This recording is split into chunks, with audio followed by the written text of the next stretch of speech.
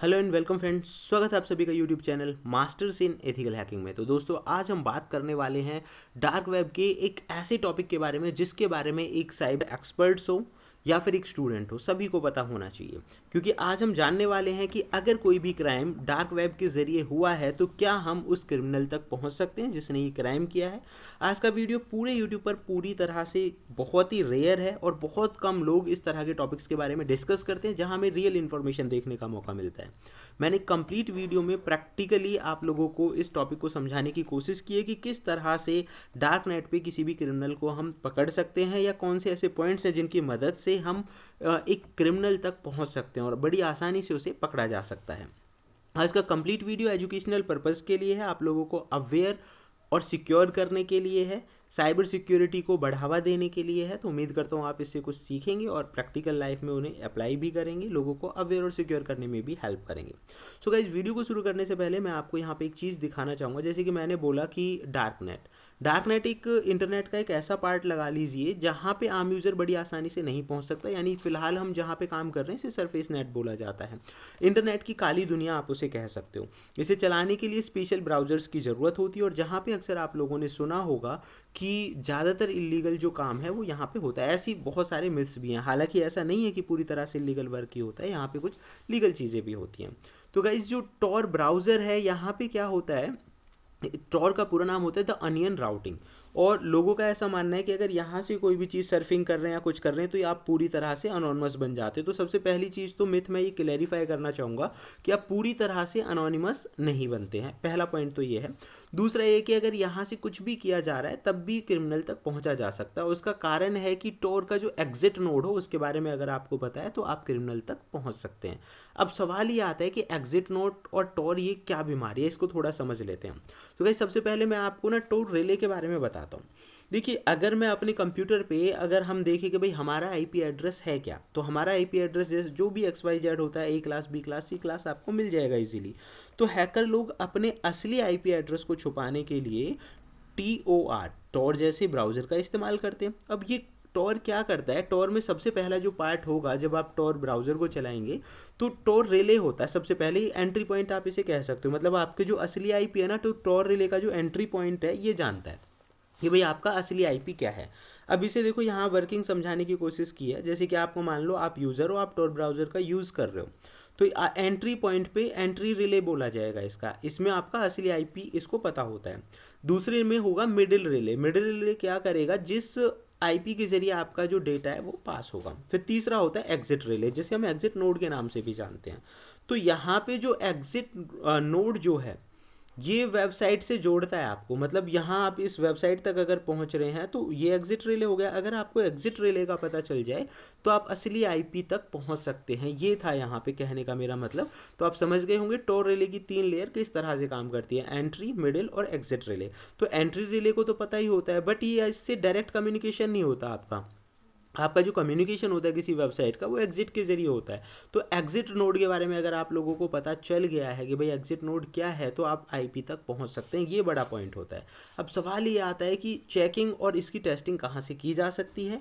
किसी भी crime case में अगर आपको टॉर का आईपी मिला है तो उसे हम कहाँ पे चेक कर सकते हैं, क्या पॉसिबिलिटीज़ हो सकती हैं। तो ये दोनों चीज़ों को ही मैंने प्रैक्टिकली लिया है और आपको कोशिश करूंगा आसानी से समझाने की। तो सबसे पहले यहाँ पे देखिए एक वेबसाइट है, स्पेशली आप यहाँ पे देखेंगे टॉर प्रोजेक्ट। ये वही वेबसाइट है जिसने टॉर को लॉन्च किया है, torproject.org। ठीक है, यहीं से। अब यहाँ पे अगर किसी भी क्राइम केस के अंदर आपको आईपी एड्रेस मिल गया है तो उसे आप यहाँ पे लिखें और जिस डेट एंड टाइम को आपको मिला है आप यहाँ पे उसे सर्च करें। ये आपको ये बताने में हेल्प करेगा कि ये आईपी एड्रेस टॉर के अंदर यूज़ हुआ है या नहीं हुआ है। अच्छा, अब यहाँ से तो आप ये चेक कर सकते हैं सेम डेट एंड टाइम को वो टॉर का ही था। क्योंकि देखो कई बार सस्पेंस रहता है कि भाई ये जो कोई भी क्राइम हुआ है ये टॉर से हुआ या नहीं हुआ, ये भी तो वेरीफाई करना जरूरी होता है। तो एक्सोनेरा टॉर की मदद से आप ये काम कर सकते हैं। पहला पॉइंट यहाँ पे हो गया। हालांकि इसमें देखिए onion services, performance, traffic server, बहुत सारे ऑप्शंस आपको और भी मिल जाएंगे वेबसाइट पे। सेकेंडली है रिले सर्च। रिले जो मैं अभी आपको बता रहा था, एग्जिट रिले। तो गाइज, अगर आपके पास रिले एड्रेस होता है जो कि लगभग इस तरह का एड्रेस होता है, आप यहाँ पे देखेंगे तो वो एड्रेस यहाँ पे आप कॉपी पेस्ट कर, ये लेटेस्ट है, इसमें तो शायद नहीं दिखाएगा, तो यहाँ आप उसे क्वेरी कर लें। अब दूसरा, अगर आपके पास कोई अलग से क्वेरी है, मतलब कहीं पे मिला है, तो आप इसमें देखो इस तरह से भी निक नेम के जरिए भी सर्च कर सकते हैं। कई बार होता है ना कि कोई भी एक निक नेम यूज़ किया गया डार्क नेट पे, तो वो निक नेम आप यहाँ पे लिख दीजिए। आईपी एड्रेस लिख के सर्च कर सकते हैं। ओके, मैंने क्लिक कर दिया।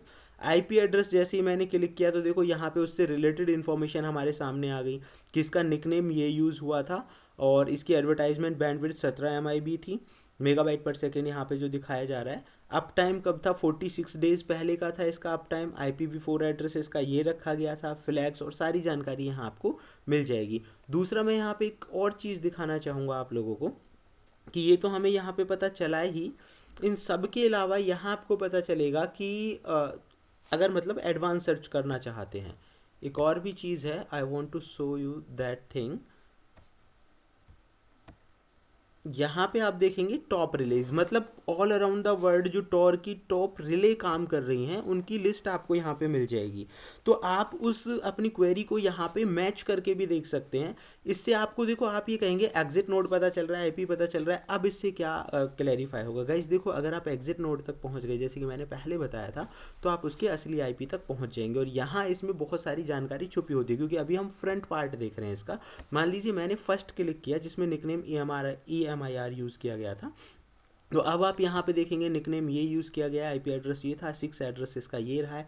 14 दिन 21 घंटे 20 मिनट 53 सेकंड पहले ये यूज़ हुआ था। इसकी फिंगरप्रिंटिंग के बारे में यहाँ पे जानकारी दी गई है, होस्ट के बारे में यहाँ पे दी गई है।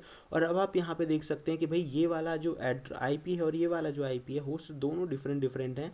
और इन सब के अलावा यहाँ पे आप देखेंगे AS नंबर है, फर्स्ट सीन, लास्ट रीस्टार्टेड कब हुआ। तो किसी भी क्राइम सीन, जो भी क्राइम हुआ है, क्योंकि डेट एंड टाइम का बहुत बड़ा फैक्टर होता है उससे मैचिंग करने में, कि भाई अगर आपको यहाँ टोर रिले मिल रहा है तो वो डेट एंड टाइम मैचिंग करने में। फिर इसकी और बहुत सारी चीज़ें आपको पता चलेगी कि 1 मंथ पहले, 6 मंथ पहले कब किस टाइम पे कितना डेटा यूज़ हुआ है, पोर्टेबिलिटी कितनी है, एग्जिट प्रोबेबिलिटी कितनी है उसकी, सॉरी प्रोबेबिलिटी है, तो एग्जिट प्रोबेबिलिटी कितनी है उस चीज़ की। यहाँ पे आपको और भी ऐसी बहुत सारी काम की जानकारी मिलेंगी जो किसी भी क्राइम केस को सॉल्व करने के लिए बहुत ज़्यादा ज़रूरी होती है। तो ये 2 वेबसाइट यहाँ आपको पता चली। तीसरा, जब डार्क वेब सर्चिंग की बात आती है या इन्वेस्टिगेशन की बात आती है, तो ये एक और वेबसाइट आपको काफ़ी हेल्प कर सकती है, और ये सरफेस वेब की है। हालांकि देखो, पूरी तरह इन्वेस्टिगेशन करने के लिए तो आपको टोर जैसे ब्राउज़र की ज़रूरत पड़ेगी, I2P जैसे ब्राउज़र की ज़रूरत पड़ेगी, लेकिन ये भी आपको काफ़ी हेल्प कर सकती है, क्योंकि ये टॉर प्रोजेक्ट की वेबसाइट थी। अब दूसरा क्या है, ऑनियन लैंड। यहाँ पे आप पर्टिकुलर कीवर्ड्स के जरिए आप चीज़ों को सर्च कर सकते हैं जो आपको सरफेस और डार्क नेट दोनों पे मिलते जुलते हैं। मतलब कई बार क्या होता है कि कुछ जो चीज़ें हैं डार्क नेट की, अगर किसी ने गलती की है, जैसे कि एक सिल्क रोड करके एक वेबसाइट थी, उस पर उसका जो ऑनर था, एक ही गलती हुई थी कि उसका जो यूज़र नेम था वो क्लियर नेट पे भी वही यूज़ कर रखा था। तो इस तरह के केसेस में ये हमें काफ़ी हेल्प कर सकता है।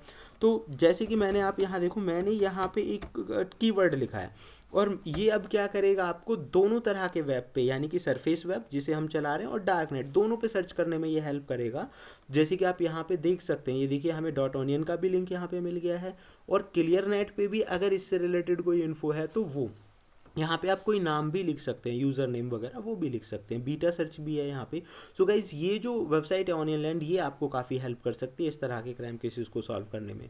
सो फिलहाल इस वीडियो में जानेंगे हम सिर्फ इतना ही, लेकिन अगर आपकी कोई भी क्वेरी और आप चाहते हैं कि और भी बेहतरीन इन्फॉर्मेशन आप लोगों को मिले, तो उसके लिए आप देखते रहिए YouTube channel masters in ethical hacking. Thank you friends, good bye.